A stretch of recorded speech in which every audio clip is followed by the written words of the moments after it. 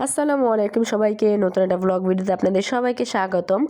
আজকের ভিডিওটা হচ্ছে ঈদ উপলক্ষে আমরা গ্রামের বাড়িতে কিভাবে যাই এবং কি করি সব কিছু জানতে পারবেন এই ভিডিওর মাধ্যমে।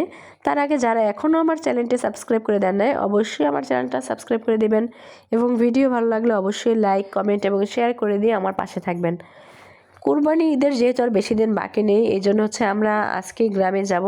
তো এখানে আমি, আমার মা, আমার মামি, আমার হাজব্যান্ড, আমার ছেলে, আমরা মোট 5 জন হচ্ছে গ্রামে যাচ্ছি। আর আমার বাবা যাবে ঈদের দিন রাতে এবং আমার ভাই এবং ভাবি তারা যাবে হচ্ছে আগামীকালকে। তো এখানে আমার বাবা এবং আমার মামাতো ভাই এরা দুজনেই হচ্ছে আমাদেরকে এগিয়ে দেওয়ার জন্য এসেছে। তো আমাদের সাথে এখানে অনেকক্ষণ দাঁড়িয়ে গল্প করতেছিল, এরপর হচ্ছে তারা চলে যাবে।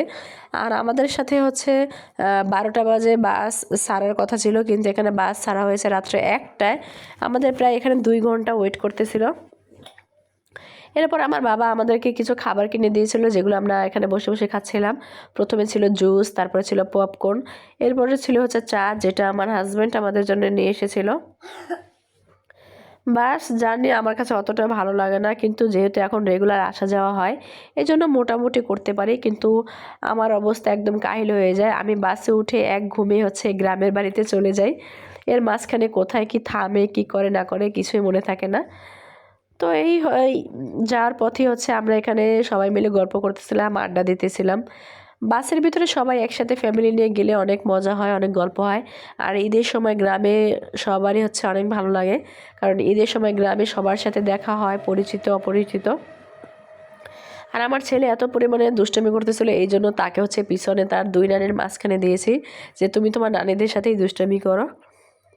সামনের 2 সিট হচ্ছে আমরা দুজনে বসেছি, আর পিছনে হচ্ছে আমার মা আর মামি বসেছিল।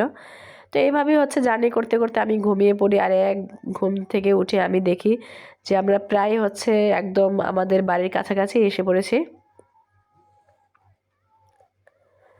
তো যাই হোক, প্রায় রোজার ঈদের সময় আমরা বাড়িতে এসেছিলাম, এখন আবার কুরবানি ঈদের জন্য বাড়িতে চলে আসলাম।